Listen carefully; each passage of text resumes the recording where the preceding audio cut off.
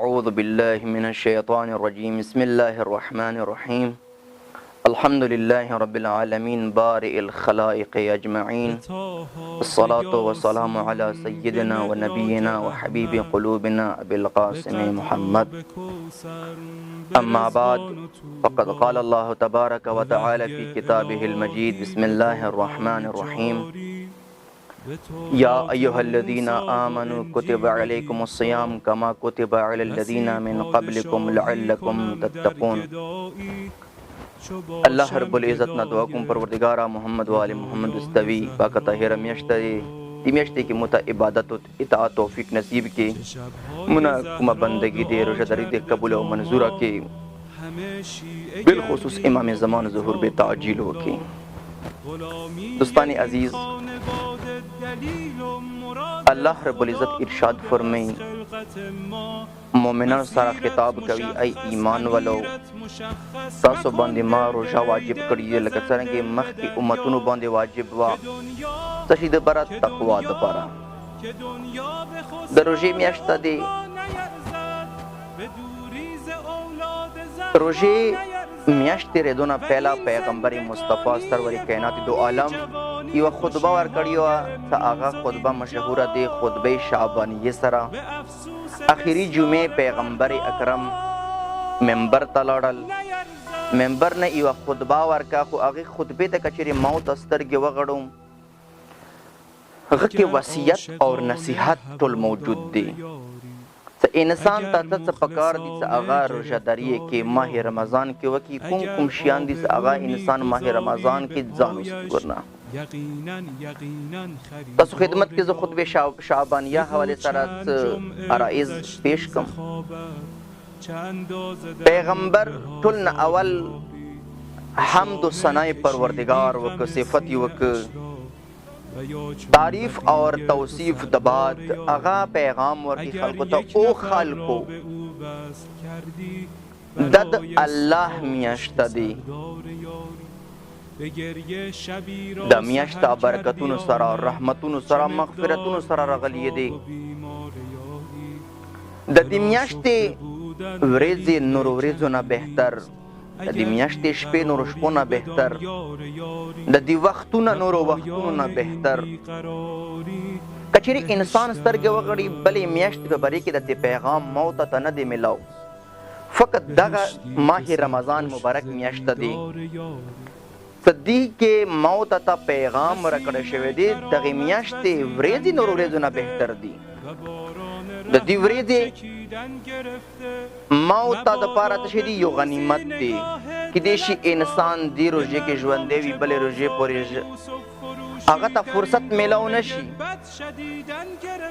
دغه روژه څه کومه دی موته باندې خپل رحمتو سره برکتونو مغفرتونو سره راغلی دی. پکار دي نه موته استفاده وکړو، دې ورځو نه استفاده وکړو، دې شپو نه استفاده وکړو، دې وختونو نه موته استفاده وکړو. نه دغه شپې ورځې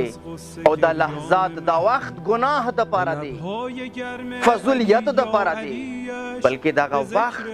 دغه شپې دغه ورځې عبادت و اطاعت و بندګي دپاره دی. ځکه پیغمبر یې چې دغه میاشت رحمت سره دی،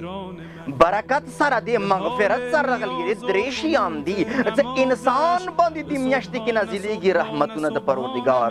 برکتونه د پروردګار او ورسره مغفرت دی. بهترین شی څه شی دی؟ مغفرت دی چې انسان دې میاشتې کې بخشش شي. نور خو موته هسې د حالت دی چې الله طرف ته ډېر نه نږدې کېږو، خو موته ته پیغمبر یو پیغام ورکړی دی، بهترینه میاشت یې موته دپاره ذکر کړی دی. دې میاشت کې موته توبه وکړم، استغفار وکړم. د برکت میاشت ته دې سترګې وغړه. هر څوک خپل دسترخوان ته کله ماښام سترګې وغړي هغه به هر څرنګې شی یخوي. برکت دی، رحمت دی د پروردګار عالم. پیغمبر تی دغه میاشت کې د تاسو دعا نه قبلېږي، دعا وکړو الله نه. بیا پیغمبر ارشاد فرمی او خلکو دغه میاشت کې الله تاسو خپل مهمان جوړ کړی، ولمنی جوړ کړی. ځکه بلې میاشت کې الله نه دی یلی څه بندگان د ما ولمنه دي، فقط هغه او فقط کوم دی هغه ماه رمضان مبارک دی څه دی کې الله یې تاسو د ما بندگان یو تاسو د ما مهمنان یو ولمن یو او سترګې وغړوه کله چې تا باندې ولما شي هغه بیا ته څومره قدر کې څومره احترام کې څومره ته هغه ته ښه شی ورکوي عزت ورکوي الله یې بندگان تاسو د ما ولمن یو کله ما ته د الله ولمن شو مطلب دا دی چې الله رب العزت ما ته عزت کوي احترام کوي ما ته خرغ نعمتونه راکوي رحمتونه راکوي برکتونه راکوي مغفرت ما ته کوي ما ته امدتي ولمستیا نه کوي فقط زبان باندې تاسو ما ولمن یو ولما دغه څه کې د الله شوی پکار دي چې ولمام د خپل ځان خیال وساتي د ولمستوب د زه څرنګې ولما پکار دي جوړ شم آیا کوم کور ته روان یې ولما جوړېږي هغه څرنګې زه برخورد وکم څرنګې لاړ شم الله ما ته خپل ولما جوړ کوم خو ما ته پکار دي چې الله سره څرنګې برخورد وکم ما ته نه الله هېڅ نه غواړي فقط غواړي هغه بندګي او تقوا دی دې میاشتې کې پیغمبر یې څه دې میاشتې کې د موت اسلوي وانه هغه تسبیح دی خوب کوونه عبادت دی بلې میاشتې کې نه دی ویلې شوي زه تان کوم اسلوي وی دا تسبیح دی پکې تسبیح هغه دی څه ته ذکر کوي الله اکبر یې استغفار کوي سبحان الله یې خو دې میاشتې کې پیغمبر یې څه فقط او فقط کا ذکر نه کوي ته خپل اسلوي وی د اسلوي تسبیح شمارل شي او کوم خوب کوي هغه عبادت شمارل شي بیا پیغمبر یې څه دغه میاشتې کې انسان پکار دي چې خپل بخشش وغواړي مغفرت وغواړي بدبختي هغه کس هغه باندې دغه میاشته تېره شوه خو هغه بخشش نشو مغفرت نه محروم پاتې شو خوشبختي هغه کس چې هغه دې میاشتې کې مغفرت ورته وشول هغه باندې هغه ته ګناهانې بخشش شولې دغه میاشته ولږې تندې وله میاشته د موت ته د قیامت ولږه تنده راکوي موت ته یو پیغام راکوي چې او خلکو د قیامت ولږه تنده دغې ولږې تندې سره یاد کړو د میاشتې کې تاسو فقیرانو سره مسکینانو سره یتیمانو سره مدد وکړو صدقه ورکړو بهترین شی صدقه دی میاشتې کې صدقه څه اثرات څه فواید لري هغو نه اول څه کوم کس صدقه ورکوي عمر یې طولن کېږي عمر به زیات وي دویم شی صدقه چې کوم دی هغه د هغه مال کې برکت اچوي مال او دولت یې زیاتوي دریم چې کوم دی مریضانو دپاره کوم کس صدقه ورکوي هغو ته پروردګار شفا ورکوي څلورم شی چې کوم دی صدقې کې هغه رد و بلا کوم بلاوانې دي کوم مشکلات دي هغه دنه لرې کوي حضرت عیسی علیه الصلاة والسلام زمانې کې عیسی علیه الصلاة والسلام یوه کور ته تېرېده هغه کې واده و خوشحالي وه ورکې خپل کسان ورسره دي هغه ته د یې څه او د ما ملګریو حواریونو سبا به د کور کې څه واده دی غم به وي ورکې عیسی علیه السلام خپلو کسانو سره تېر شول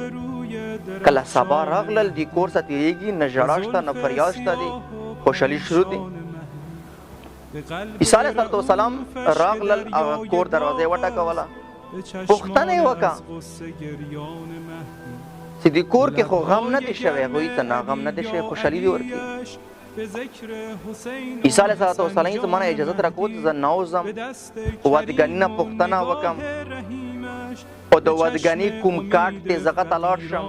اجازت میلاو شو کله عیسی علیه السلام ناوته راغلل د وادګاني کاټ نلي آس کاکا غلاندې تور منګور مړ دی عیسی علیه السلام پوښتنه وکړه ای ځوان تا څه داسې کار کړی دی چې دغه مارغ وجې نه مړ شوی دی ورته یې څه